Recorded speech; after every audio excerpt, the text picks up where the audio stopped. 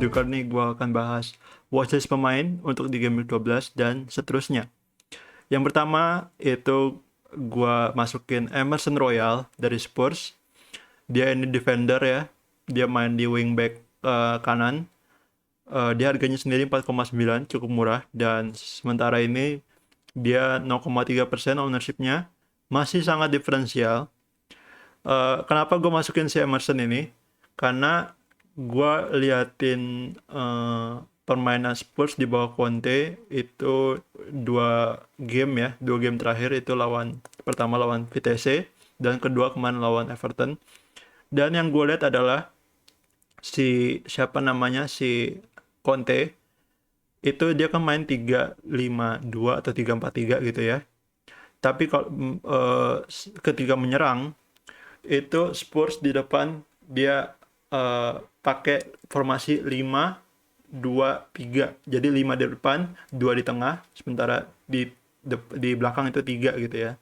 Dan 5-nya ini itu yang 3-nya itu si Mora, Kane dan Son, dan 2-nya itu Region sama si Emerson.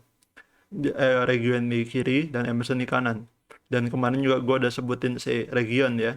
Dan di pertandingan lawan Everton kemarin, Emerson cukup menonjol sebenarnya dengan si Region yang lebih sering crossing dan Emerson yang lebih sering join the attack, lebih masuk ke dalam kotak penalti lawan. Dan kemarin dia juga sempat heading ya dari crossingnya Region. Menurut gue sih Emerson itu posisinya cukup berbahaya selain si Region juga gitu.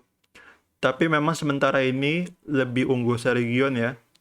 Sejauh ini dalam musim ini memang jauh unggul Region.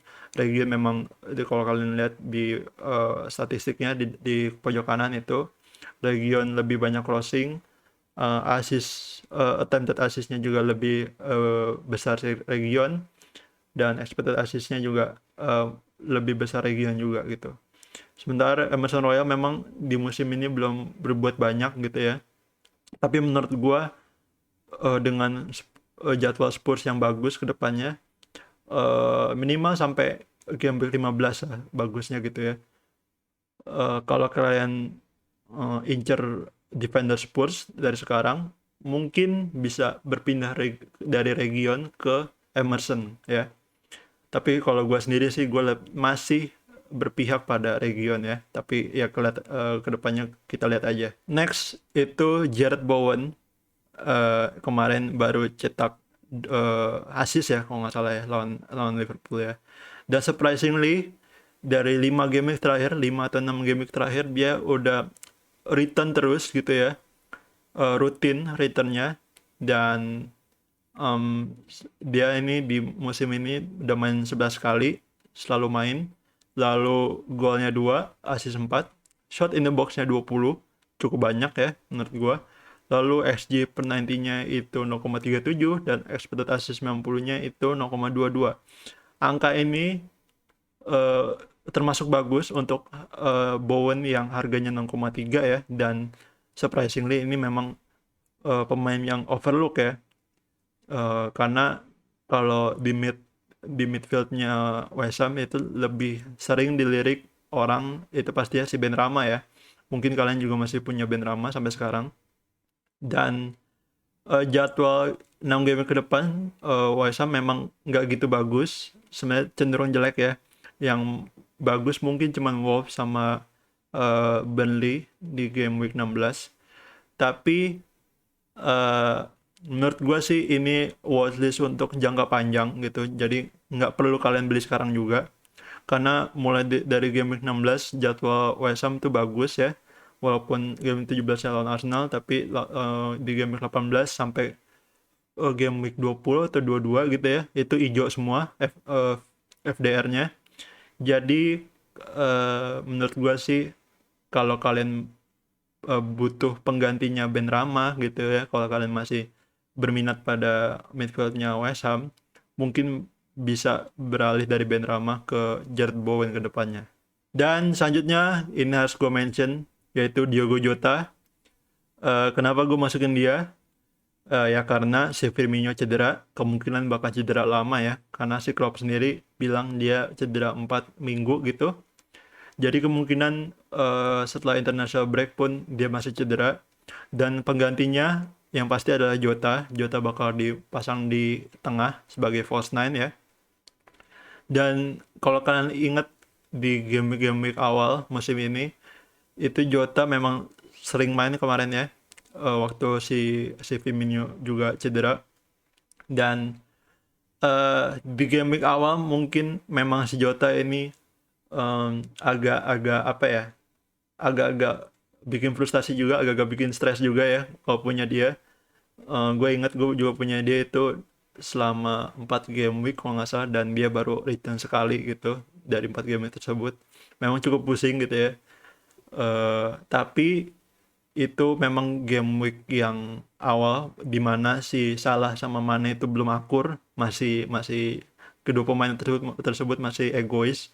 Tapi di game week sekarang itu mereka tiga di depan itu udah mulai klop ya, si Mane dan Salah itu udah mulai bekerja sama. Menurut gua sih ini bakal jadi plus point sendiri untuk Diogo Jota untuk mencetak poin, cetak gol atau assist gitu ya, karena tiga di depan memang sudah chemistry-nya udah dapet gitu lah ya. Dan Jota sendiri itu udah main 10 kali, ini pun plus substitution ya, plus dia main dari cadangan gitu. Dan dia dari 10 penampilan ini udah cetak gol 4, assist 1, dan shot in the box itu 18. Dan kalau kalian lihat shot mapnya itu bagus ya, termasuk bagus lah ya, karena deket dengan gawang, deket dengan pokoknya di depan gawang gitu ya, nggak terlalu jauh dari gawang. Dan XG per nantinya ini termasuk besar, 0,54, dan expected assist-nya itu 0,32. Jadwal 6 game week ke depan Liverpool sendiri juga bagus ya kalau gue bilang. Arsenal mungkin tricky, Southampton menurut gue gampang. Game week 14 Everton away, ini derby ya. Ini juga mungkin agak tricky, tapi game week 15 sampai game week 17 ini definitely bisa target. Dan kalian kalau kurang struck ya sama Son atau pengen ganti Rafinya, mungkin bisa beralih ke Jota ya.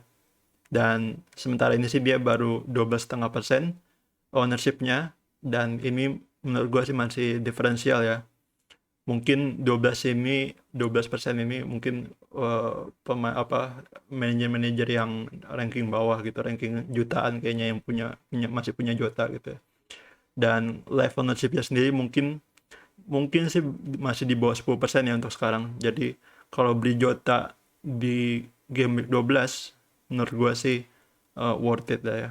Dan pemain terakhir yang mau gue bahas adalah Callum Wilson dari Newcastle. Iya, dari Newcastle. Gue selalu skeptis ya sama Newcastle, karena gue berkali-kali bilang Newcastle ini penyerangannya enggak banget, apalagi defendernya. Tapi alasan gue masukin Wilson di sini karena si Newcastle ini baru tunjuk pelatih, yaitu si Eddie Howe, yang mana Eddie Howe sendiri itu mantan pelatihnya Wilson waktu di Bournemouth ya. Dan kalau kalian main FPL dari musim 16-17 atau 17-18 gitu ya, pasti inget Bournemouth itu waktu zamannya Ramsdale masih di sana. Terus ada Ryan Fraser, ada Wilson juga, ada kalau nggak salah ada Josh King juga ya. Ini Wilson termasuk pemain yang cukup gacor ya di Bournemouth, dan mungkin sih dengan kedatangannya si Eddie Howe ini bakal mengembalikan potensi Wilson kembali untuk mencetak gol ya. Apalagi Newcastle juga punya Ryan Fraser juga, yang mana juga mantan pemainnya si Eddie Howe di Bournemouth.